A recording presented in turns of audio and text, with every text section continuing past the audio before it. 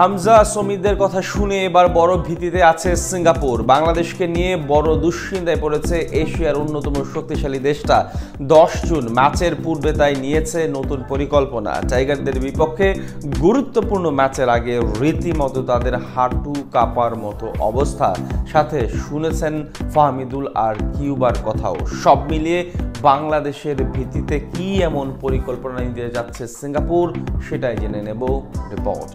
গোটা দক্ষিণ এশিয়ার ফুটবল পাওয়ার হাউস এখন বাংলাদেশ দল। এমনকি এশিয়ার অন্যতম সেরা মিডফিল্ড পজিশন এখন আমাদের। আর তাতেই যেন চির ধরেছে প্রতিপক্ষ সিঙ্গাপুরের আত্মবিশ্বাসে। বেঙ্গল টাইগারদের সঙ্গে ম্যাচের আগে বড় দুশ্চিন্তায় পড়ে গেছে 699 বর্গ কিলোমিটারের ছোট্ট দেশটি, যার সুবাদে এবার নিতে যাচ্ছে এক বিশেষ পরিকল্পনা।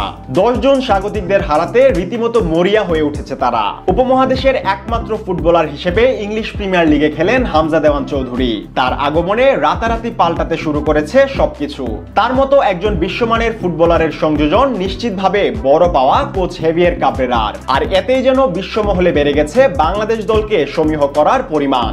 গেল মার্চে শক্তিশালী ভারতের মতো দলকে তাদের দেশে গিয়ে নাস্তানাবুদ করার খবর এখন বিশ্ব দরবারে পরিচিত সংবাদ। হামজার সঙ্গে সামিত সুমের সংযোজন সেই মাত্রা যেন বাড়িয়ে দিয়েছে আরো দ্বিগুণ। তাই তো টাইগারদের ভিত্তিতে নড়বড়ে অবস্থা প্রতিপক্ষদের। চলমান এশিয়ান কাপ বাছাই পর্বে জামালদের গ্রুপে আছে সিঙ্গাপুর, হংকং এবং ভারত। সেখান থেকে 10 জুন নিজেদের দ্বিতীয় ম্যাচে সিঙ্গাপুরের সাথে লড়বে লাল সবুজের প্রতিনিধিরা।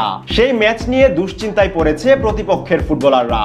তার উপর সাম্প্রতিক সময়ের রেকর্ডেও খুব একটা ভালো অবস্থানে নেই সিঙ্গাপুরের ফুটবল দল। শেষ 5 ম্যাচে নেই জয়ের দেখা। 3টি পরাজয়ের বিপরীতে ড্র করেছে 2টি। এমনকি অপেক্ষাকৃত দুর্বল প্রতিপক্ষ নেপালের সাথেও হতে হয়েছে নাস্তানাবুদ। তাই তো র্যাঙ্কিং এ বাংলাদেশের চেয়ে এগিয়ে থেকেও স্বস্তিতে নেই জাপানিজ কোচ তাতসুমা ইয়োশিদার শিষ্যরা। তাই বাংলাদেশের সাথে ম্যাচের আগে এশিয়ার আরেক দ্বীপরাষ্ট্র মালদ্বীপের সাথে একটা ম্যাচ আয়োজন করতে যাচ্ছে তারা। জামালদের রুখতে সেই ম্যাচ ঘিরেই নেওয়া হবে সকল পরিকল্পনা। মূলত বাংলাদেশ ও মালদ্বীপ অনেকটা অভিন্ন